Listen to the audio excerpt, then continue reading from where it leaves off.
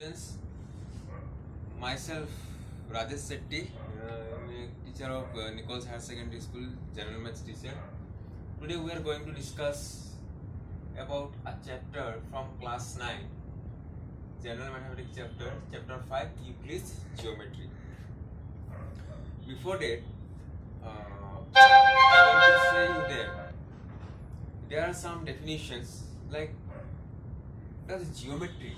What do you mean by geometry? The word geometry comes from the Greek words called geo. Geo is a Greek word. Geo, its meaning art, and metrian, M-A-T-R-E-I-N, its meaning is to measure. To measure. So geo means art, metrian means to measure. So in earlier days, when people have to measure their land, because everyone do cultivation in a paddy ground, so there was no boundary. So then when there's a flood or something like that, the whole paddy ground is filled up with sand and soil, sand like this, so they can't determine their own boundary. So from that concept only, in ancient Greek, from that concept only the word geometry come. People started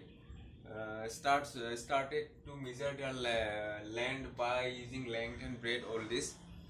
So a Greek mathematician tells, there was a Greek mathematician, Greeks are so good.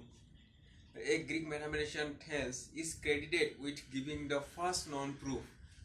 Thales gave the first known proof of a theorem. The most famous pupil of Thales was Pythagoras. Pythagoras was the most famous pupil of Thales. Since we are discussing about Euclid's geometry, Euclid is called the father of geometry, father of modern geometry. So who was Euclid actually? Euclid was a teacher of mathematics at Alexandria.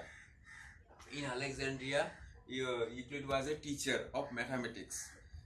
Euclid wrote a book named as Elements. Euclid wrote a very famous book, Elements, Elements,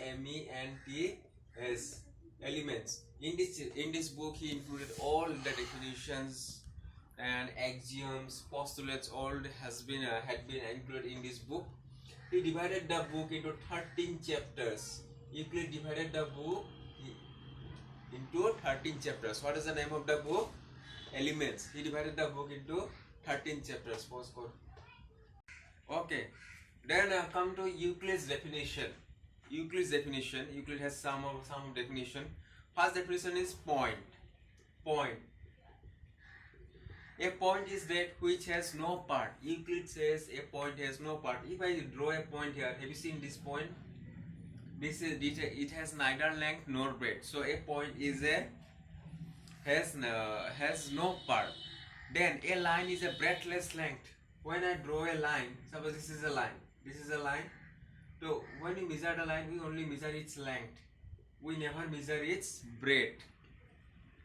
Next, the ends of a line are points. Suppose if I draw this line, these are two ending. These two ends are always a point. A straight line is a line which lies evenly with the points on itself.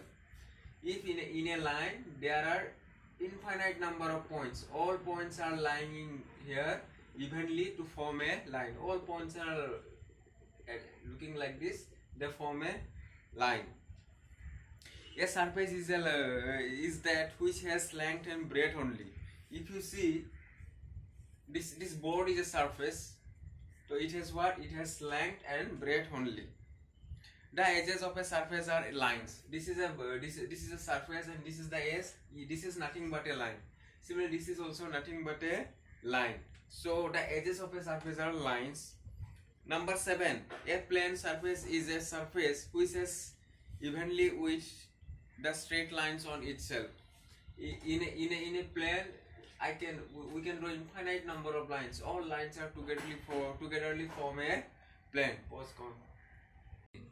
Next, Euclid's axiom. Euclid has given some axioms. The first axiom is, this is in book also, I am just explaining.